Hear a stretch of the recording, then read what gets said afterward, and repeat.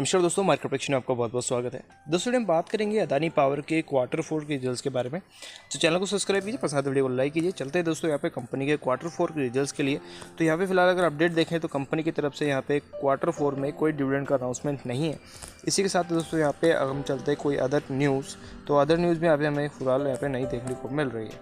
अभी चलते हैं दोस्तों कंपनी के क्वार्टर 4 के रिजल्ट्स की बैलेंस शीट पे।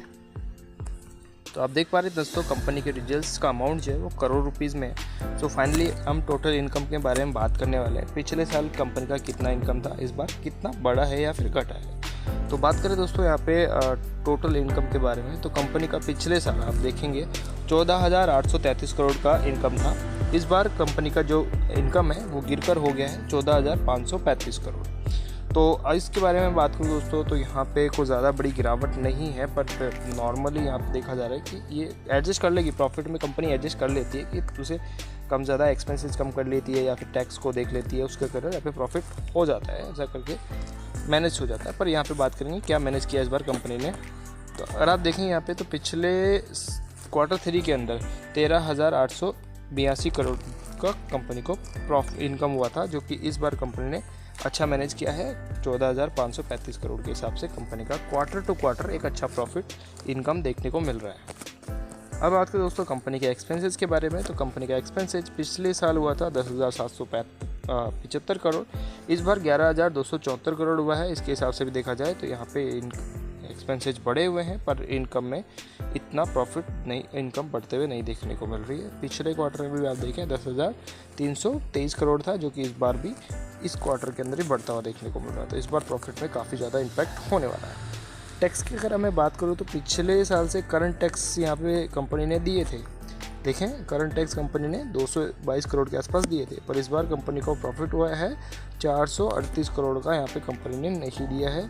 और ये आप देखेंगे दूसरा, तो ये भी आप देखें तो कंपनी का ही फ़ायदा है थोड़ा सा। कंपनी को पिछले साल से इस बार कम टैक्स लगा। पिछले बार कंपनी को जो टैक्स लगे थे वो लगे थे 1118 करोड़, इस बार 662 करोड़ के टैक्स लगे। तो यहाँ पे मैनेज किया है कंपनी ने, कुछ यहाँ पे प्रॉफिट वाली बात करी है।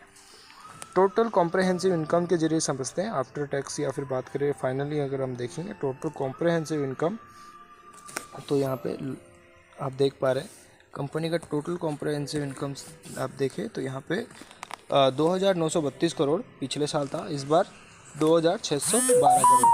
तो यहाँ पे कंपनी का ईयर टू ईयर कंपनी का जो प्रॉफिट है वो गिरता हुआ देखने को मिल रहा है। इतना कोई खास नहीं है, पर क्वार्टर टू क्वार्टर भी यहाँ पे कंपनी का एक्सपेंस प्रॉफिट जो है वो गिरता हुआ देखने को मिल रहा है। तो यहाँ पे कोई अच्छी खबर नहीं है, बिकॉज कंपनी ने कुछ भी मैनेज करने की कोशिश की पर इतना कुछ हो नहीं पाया। ऑलरेडी 2611 करोड़ का यहाँ पे कंपनी ने प्रॉफिट अर्न किया है।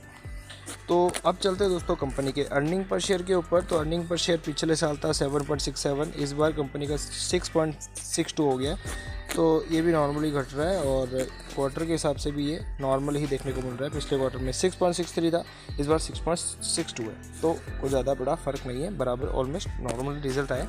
और मैं मानूंगा कि यहाँ पे थोड़ा सा बैड ही है, कुछ ज़्यादा अच्छे बिल्कुल भी नहीं है।